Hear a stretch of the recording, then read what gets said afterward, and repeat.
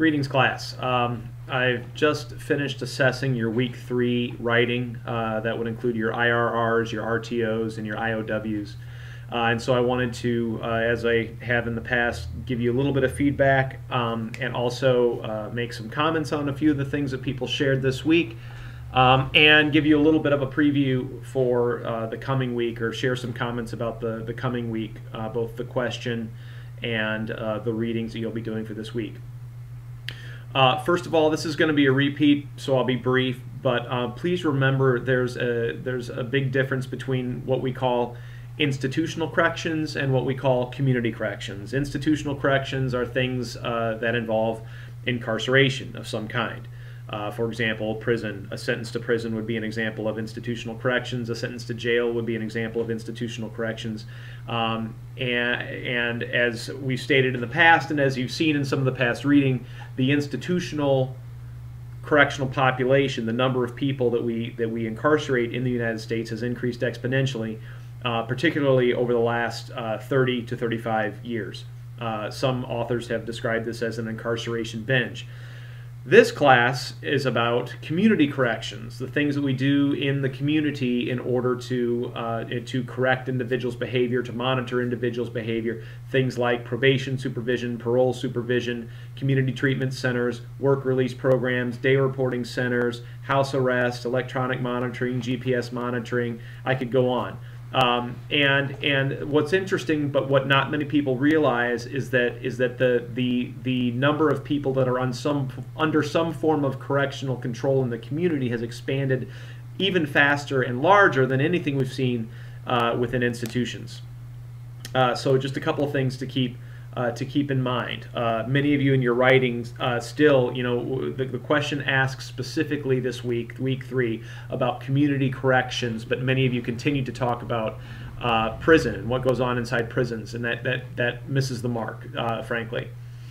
However, while we are discussing institutional corrections briefly, some of you brought up and I was intrigued that you did this. Some of you brought up the idea of what's referred to as coerced treatment, and essentially what some of you were calling into question is whether or not treatment can be coerced. Now, Cullen and Gilbert, and it makes sense that you would bring this up because Cullen and Gilbert discuss the idea that treatment has to be voluntary in order for it to be effective. Now, some scholars, especially 10 to 15 years ago, started to call this into question, this idea of was it wise to spend treatment resources on offenders who were not interested and willing, or in a condition mentally or in terms of addictions perhaps, to successfully engage? In other words, was there something to be gained by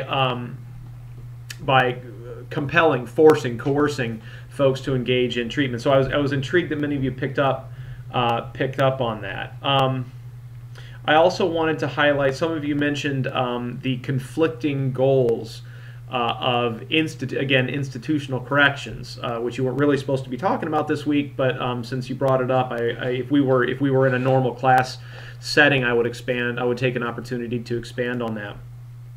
What many of you were touching on when you were talking about the conflicting goals within an institution are exactly that, conflicting goals.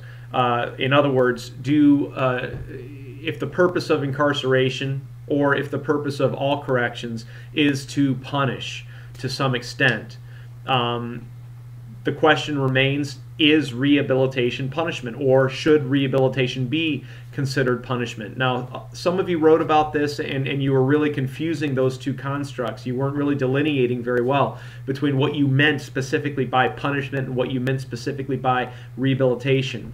So it's important to be very clear when you're talking about these constructs, because those two things are very different conceptually, and we've been talking about them for a few weeks. But in reality, as you saw in the Cullen and Gilbert piece, the general public, when asked, favors both punishment. Now, I would probably argue that most of the general public doesn't really know or wouldn't be able to articulate specifically what they mean when they say punishment. Many of us, when we think of punishment, it's easy to conceptualize things like corporal punishment. and other archaic strategies like that. But when we think about incarcerating someone, it's for some it's difficult to really wrap their head around the idea of is that punishment, or even the question, what is punishment? So something to think about there as well. Others have called into question the idea that we even try to rehabilitate at all within institutional corrections. Some would argue that the environment, the prison environment, cancels out any potential for truly rehabilitative activities to occur. There's a part of me that agrees with that. As with most things in academia, if you ask me the question, should we or can we rehabilitate within the prison environment, the answer would be it depends. It is possible, but not easy, and certain things structurally have to be in place for that treatment to be effective, and that's something that we'll touch a little bit on later on when we talk about what constitutes an effective treatment program. In addition, while we're talking about role conflict, there is sometimes literal conflict within institutions between two types of staff. Now, Cullen and Gilbert convolute this idea a little bit because they talk about correctional officers being rehabilitative or not. And in some instances, there's a very clear delineation between correctional officers, who are sometimes referred to as security staff, and treatment personnel, people who are responsible for delivering treatment content, behavioral programming. Think more like psychologists, social workers, caseworkers, case managers, things of that nature. And in some instances, there's a real conflict between those two staffs, the correctional security officer staff and the treatment staff. And to be somewhat pat about it, the correctional officers typically see treatment staff as being soft and gullible, and the silly phrase is hug a thug. And the treatment staff sometimes are hostile towards the security staff and say that all you're interested in is turning keys and knocking heads, for example. So I'm oversimplifying, but I have a limited amount of time here. I did want to mention Sarah Simmons. If you see this, please know that you did a very good job on your writing this week on how to approach rehabilitation, even in situations where things seem hopeless, like in the face of a life sentence. I wanted to share, before I move on to the material for this week, I wanted to share a little bit about your RTOs, your responding to others. There were lots of points missed this week due to what I would call a failure to advance the discussion. That is the point of the RTO portion of this class. You need to respond to others in a way that advances the discussion, that refers to the reading if at all possible, that incorporates part of or reflects on part of what your classmate wrote. And there was just overall a real failure in many cases, not all, but in many cases, to advance the discussion. So keep that in mind as you go forward this week. We still have a lot of semester left. We have a lot of points left. We have a lot of reading left. If I keep this up, we have a lot of YouTube links left. So we'll see. In your RTOs, some people really, you wrote a lot, but you didn't say much. You kind of veered, in fact, in some cases, you veered the discussion off course instead of staying on topic. It's important when you construct your RTOs not to lose sight of the original question, the original material as well. Relatedly, your IOWs, you're incorporating other people's work. This is the document that's due on Sunday, Sunday at 11:59 every week. That document needs to be a better document than your IRR, your initial writing. You need to make sure that you refine what you wrote before, that you incorporate the feedback of others, that you reflect further on the material, and that you produce and provide a better example of writing that, again, drum roll please, answers the question. It's very important for you to stay on topic. We had a big problem with that this week of people kind of veering off topics. Now, on the one hand, I understand that. I get it. I think corrections is a fascinating subject. That's why I've chosen to build my career around it. Clearly, many of you think the subject is of at least some interest. Some of you are extremely interested in it, and I think that's great. It's a big field. It's a large field. It's an interesting field. but it's important for the purposes of this class that we stay on topic within each week's subject matter. This week, the type of reading you're going to do is a little bit different than the past. You're going to read 2 different empirical articles. Now, empirical articles, generally speaking, are pieces of research. These are articles or pieces of writing that involve the use of in most cases, quantitative data in order to answer a research question. Most empirical articles follow a similar format regardless of the discipline. Typically, you will have several sections, and they are as follows. You'll have an introductory section where the subject matter is introduced and the importance of it is emphasized. Number 2, you will have a review of the literature.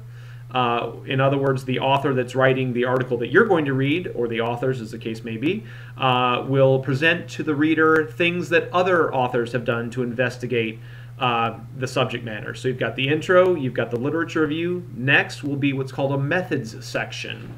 This is where the authors will explain to you what they are going to do or how they went about investigating this subject matter further. Number 4, the results section. This section presents the results of the research, tables, figures, graphs, and writing about those things.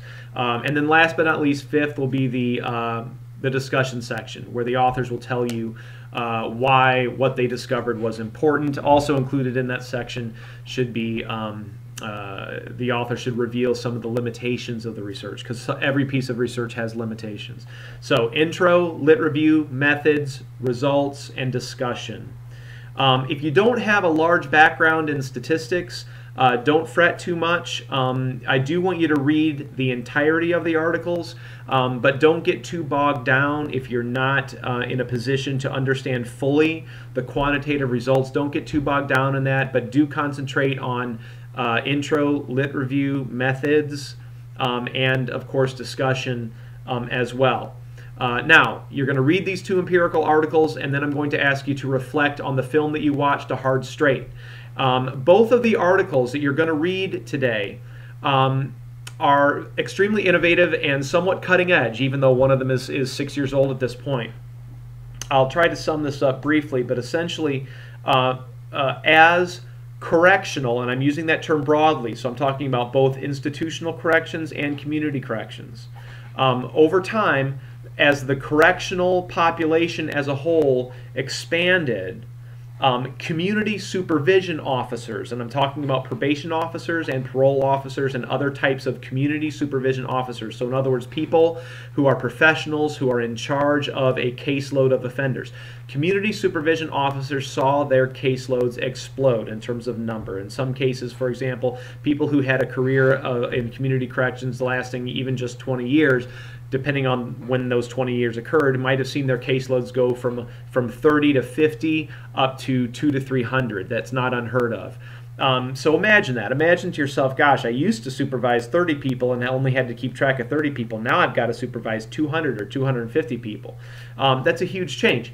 And then the conventional wisdom became the idea that community supervision officers, because their caseloads were so high, they only had time to do very basic things. And things like things that are referred to, and you'll see this term used in the article, the standard conditions of supervision. In other words, officers believed that the only thing they had time to do would be making sure the offender is still employed, making sure they didn't commit any new crime, asking them if they're still working at the same place, or living at the same place rather. Just very rote, very routine, very standard questions. They get yes or no answers to those questions, and then boom, move on to the next person. And the idea became that that's all the officer had time for. And as a result, the officer wasn't viewed largely for many years as what I'll call an agent of change. In other words, the officer wasn't considered to be someone who could realistically influence the offender's behavior, particularly when it came to committing new crime, committing recidivism. Some authors came along, and the authors that you're going to read this week, or some of them, came along to really challenge that notion. And so what you're going to read are two articles that really challenge the status quo. Two articles that really take a close look at what correctional officers do, how they do it, how much time they spend doing it, and ultimately, and here's the most important part, ultimately whether or not community supervision officers can, if they do the right things, have a role in helping to shape behavior. Now, many people have and will continue to say, nonsense, this is nonsense. How can you possibly shape behavior in a matter of a 10 to 15 or even 20-minute meeting? That's ridiculous. Well, you know what? The research you're going to read this week is going to come along and challenge that. And so pay very close attention to what they find and how they went about doing it. Now, also pay close attention per the question you're going to answer this week. Pay close attention to the supervision practices. All right, when I say supervision practices, I'm talking about the things that the officers are doing, the supervision practices of the officers described in the articles versus what you saw in the film A Hard Straight. That's of paramount concern. That's the point of this week. So keep in mind all these points and tips. Please take advantage of these resources, especially the discussion that I'm trying to at least have one side of via these videos. And if you have any questions along the way, please feel free to let me know. Good luck, happy reading, and I hope you are all set for a good week. See you next. I'll talk to you soon.